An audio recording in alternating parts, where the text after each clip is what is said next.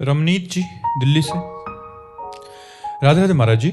महाराज जी, अगर हम कोई भी पाठ बिना उसके अर्थ समझे करते हैं तो क्या उसका भी फल मिलता है? हाँ, मिलता है, क्योंकि आप बिना अर्थ पढ़े कर रहे हैं, लेकिन उसका जो अर्थ है वो भगवान तो जान रहे ना। तो हम उस पद को गायन करते हैं, उस स्तोत्र को गायन करते हैं, उस ग्रंथ को गायन करते हैं, तो उस ग्रंथ के रचयिता, उस ग्रंथ को प्रकट करने वाले और स्वयं भगवान ये प्रसन्न हो जाते हैं। जैसे हम रामायण गा रहे हैं तो रामायण के रचयिता महर्षि जी या गोस्वामी तुलसीदास जी, और उसको प्रकट करने वाले याज्ञवल्क्य, भरद्वाज आदि ऋषि, काकभूषुंड, गरुण जी आदि महात्मा, और जिनकी है वो साक्षात भगवान श्री राम, वो कृपा करते हैं। तो हमारी समझ में आ रही या नहीं आ रही, लेकिन यदि हम रामायण का पाठ कर रहे, भागवत का पाठ कर रहे, गीता जी का पाठ कर रहे, तो उससे हमारा निश्चित कल्याण होने लगेगा, मंगल होने लगेगा, समझ में भी आने लगेगा, सब ठीक हो जाएगा। आप करते रहिए। राकेश पाठक जी, इंदौर से। राधे राधे महाराज जी। गुरुदेव, जीवन में जब द्वंद्व की स्थिति उत्पन्न होती है, जहां मन कहता है कि परिस्थिति भगवान की इच्छा के फलस्वरूप आई है और बुद्धि उसमें तर्क ढूंढकर उसके समाधान करने की प्रेरणा करती है, जिसमें भले ही परिचितों से मदद लेनी पड़े, लेकिन अगर किसी की सहायता ली जाए तो वो शरणागति पर कलंक है। गुरुदेव, ऐसे द्वंद्वात्मक स्थिति में क्या किया जाए? भगवान के ही पक्ष में रहो। परिस्थिति निवारण के लिए भगवान के ही पक्ष में रहो। अगर कोई व्यक्ति आकर आपका सहयोग कर देता है बिना मांगे, तो भगवान की ही प्रेरणा से किया, हमें उसे स्वीकार कर लेना चाहिए, लेकिन हमें प्रयास विशेष नहीं करना चाहिए, तो विपत्ति अपने आप नष्ट हो जाएगी। देख लेना, आप भगवान के भरोसे केवल हो जाओ। भरोसे में बड़ी सामर्थ्य है, पर हम लोग भरोसा न करके तत्काल किसी व्यक्ति, वस्तु, स्थान का आश्रय ले लेते हैं, जिसके परिणाम स्वरूप हमारी भक्ति गौड़ हो जाती है और मुख्य संसार हो जाता है। यदि हम मुख्य भगवान को रखें, गौड़ संसार को रखें, तो हमारी भक्ति का आगे प्रकाश हो जाएगा, हमारा हृदय भगवत भाव से भर जाएगा, हमारे अंदर की वासनाएं नष्ट हो जाएंगी। राधे राधे महाराज जी। बंटी कुमार जी। महाराज जी, कर्ता और भोक्ता भाव जो इस शरीर के अंदर अहम होता है, वे कैसे खत्म होगा महाराज जी?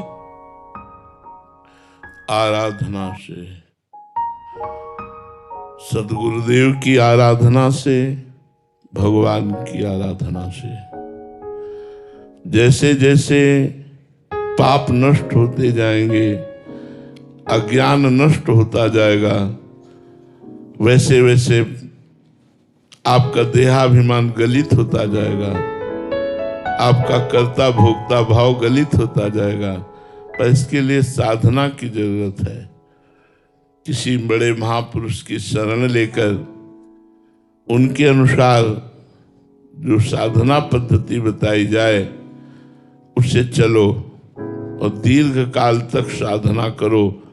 तो साधना करते करते जब बुद्धि पवित्र हो जाती है, मन पवित्र हो जाता है, तो ये व्यर्थ का देहाभिमान नष्ट हो जाता है, व्यर्थ का कर्ता भोक्ता भाव नष्ट हो जाता है। तभी वो मोक्ष पदवी को प्राप्त होता है या प्रेम पदवी को।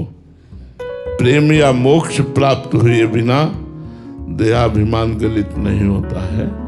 तो देह भाव को नष्ट करने के लिए सदगुरुदेव की शरण, शास्त्रों का स्वाध्याय, कर्मों का भगवान को समर्पण। सुबह से लेकर शयन तक जो भी कर्म करें वो भगवान को समर्पित कर दे। कृष्णार्पणमस्तु। जो भी कर्म करें वो शास्त्र सम्मत करें, धर्मयुक्त। जो भी खाएं वो भगवान को समर्पित करके पाएं प्रसाद रूप।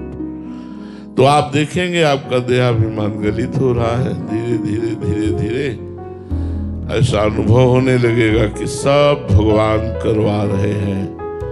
मेरे द्वारा जो कुछ भी हो रहा है वो श्री भगवान करा रहे हैं, मैं कहीं भी करता नहीं हूँ। जो बुलवाना चाहते हैं वो बुलवा रहे हैं, जो दिखवाना चाहते हैं वो दिखा रहे हैं, जो कराना चाहते हैं वो करवा रहे हैं। बस अब मैं कहीं नहीं, मेरे प्रभु के द्वारा सब कुछ हो रहा है, ऐसा उसे अनुभव होने लगेगा। मिहिर जी दिल्ली से। राधे राधे महाराज जी। महाराज जी, दास चाहता है कि सारी इच्छाओं का नाश होकर एकमात्र श्री जी को प्राप्त करने की इच्छा रह जाए। अगर नाम जप नहीं होगा तो सब साधन शून्य है, परंतु मन कहता है थोड़ा नाम जप कर लो, बाकी दान पुण्य कर लो। मन महाराज जी नए नए साधन ढूंढता रहता है। देखो, दान पुण्य से काम बनने वाला नहीं है। जैसे पाप कर्म लोहे की जंजीर, तो पुण्य कर्म सोने की जंजीर, पर बंधन का कार्य तो दोनों से हो रहा है ना। दान करने की भावना को सेवा में लाओ। जैसे किसी को आपने 100 रुपये दिए तो आपको सोचना है तुदीयम वस्तु गोविंदम तुभ्यमेव समर्पये। हे भगवान, आपने मुझे जो 100 रुपये दिए थे वो मैं आपको प्रदान करता हूँ। भगवत स्वरूप उसे मानकर दे दिया तो वो भगवान की प्राप्ति का हेतु होगा, वो दान नहीं कहलाएगा, वो सेवा कहलाएगी। सेवा से भगवत प्राप्ति होती है, दान से उसका फल प्राप्त होता है। तो नाम जप अधिक करो और जो भी करो परोपकार करो, सेवा करो।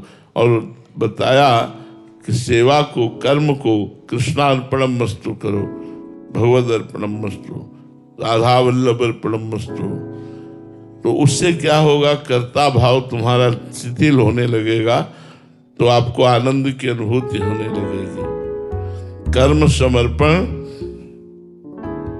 जब हम भगवान को करते हैं तो कर्म वो निर्दोष हो जाता है, वो बंधन कारक नहीं होता।